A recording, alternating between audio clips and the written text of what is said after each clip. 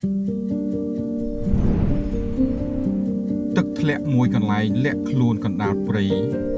ភូមិព័ទ្ធដោយជួរភ្នំព័ទ្ធជុំវិញអមដោយធម្មជាតិព្រៃឈើជីវៈចម្រុះដ៏សម្បូរបែបបានកំពុងទាក់ទាញអ្នកទេសចរមកកំសាន្តនៅទីនេះគឺទឹកធ្លាក់ជណ្ដើរបុរាណ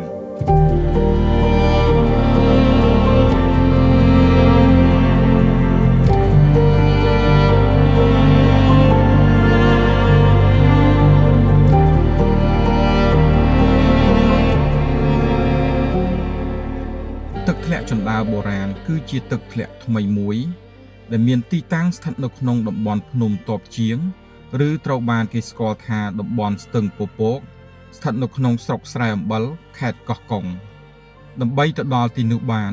អ្នកទាំងអស់គ្នាត្រូវធ្វើដំណើរឡើងតាមស្ទឹងពពកទៅដល់ទំនប់វារីអគ្គិសនីទី3បន្ទាប់មកយើងត្រូវជិះទូករបស់ប្រជាសហគមន៍បន្តប្រហែលជា30នាទីអ្នកទាំងអស់គ្នាយើងចេញដំណើរទៅហើយបងប្អូន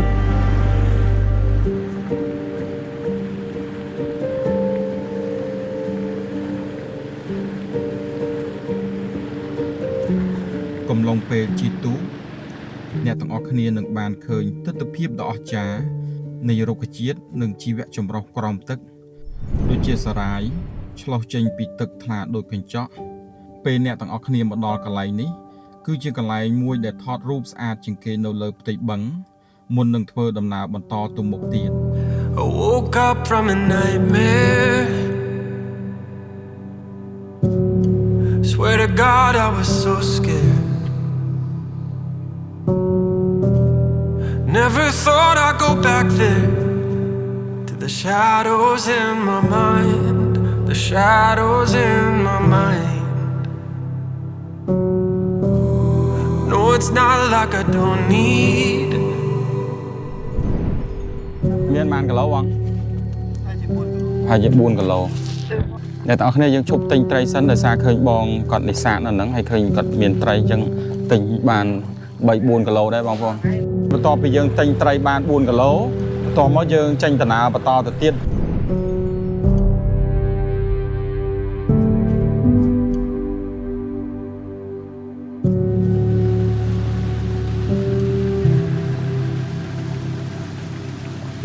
អ្នកទាំងអស់គ្នាយើងដល់ពាក់កណ្ដាលផ្លូវហើយ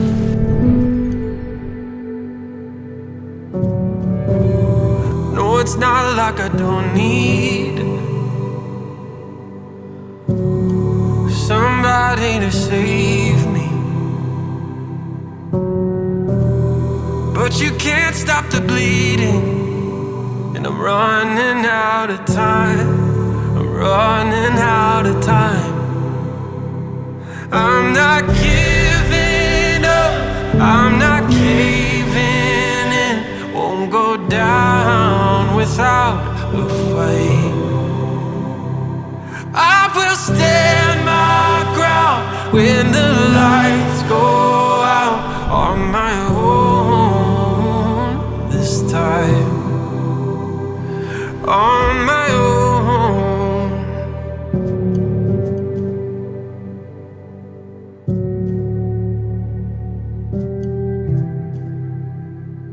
ហេតុអ្វីបានជាគេហៅថាទឹកធ្លាក់ជណ្ដើរបុរាណនៅពេលដែលយើងបោះជំហានចូលព្រៃយើងនឹងឃើញថ្មរៀបជាថ្នាក់ប្រៀបដូចជាជណ្ដើរសម្រាប់ដើរមានរុក្ខជាតិដុះលើផ្ទៃថ្មដេដាស់ពណ៌បៃតងស្រស់អ្នកទាំងអស់គ្នាអាចហែលទឹកលេងកម្សាន្តថតរូបអង្គុយសម្រាកលើឆ្នេរខ្សាច់តូចៗប្របមាត់ទឹកទទួលបានអារម្មណ៍ស្រស់ស្រាយជាមួយទឹកធ្លាក់ដ៏ថ្លាឆ្វង់ឆ្លោះដល់បាតដីអាចមើលឃើញកូនត្រីហែលប្រដេញគ្នានិងក៏អាចមើលឃើញរុក្ខជាតិផ្សេងៗនៅក្រោមទឹកផងដែរប្រៀបបានដូចជាពិភពដ៏ស្រស់ស្អាតមួយដែលយើងកម្រនឹងបានឃើញទឹកធ្លាក់មួយកន្លែងនេះពិតជាស័ក្តិសមបំផុតសម្រាប់ផ្ដល់នូវថាមពលដល់ភ្ញៀវទេសចរផ្ដល់ភាពស្រស់ស្រាយសម្រាប់អ្នកមកកម្សាន្តដែលត្រូវការភាពស្ងប់ស្ងាត់ជាមួយនឹងធម្មជាតិបន្ទាប់ពីយើងចេញពីទឹកធ្លាក់ជណ្ដើរបុរាណយើងក៏ឈានចូលទឹកធ្លាក់មួយកន្លែងទៀតគឺទឹកធ្លាក់អូរដីខ្សាច់គ្រាន់តែទំហំទីធ្លារាងតូចបន្តិចដូច្នេះ ជាជំរើសរបស់ភ្ញៀវទេសចរដែលមកកំសាន្តនៅទីនេះអាចចូលលេងទឹកធ្លាក់ចន្ទាបុរាណមុនក៏បានចូលលេងទឹកធ្លាក់អូដីខ្សាច់មុនក៏បានដោយសារទឹកធ្លាក់ទាំងពីរនេះមានទីតាំងនៅជិតគ្នាអរគុណច្រើនអ្នកទាំងអស់គ្នាដែលបានតាមដានវីដេអូ Cambodia Destination តាំងពីដើមរហូតដល់ចប់សូមកុំភ្លេចចុច Like Share Channel YouTube Cambodia Destination ដើម្បីទទួលបានវីដេអូថ្មីៗនៅគោលដៅផ្សេងៗទៀតអរគុណច្រើនជម្រាបលា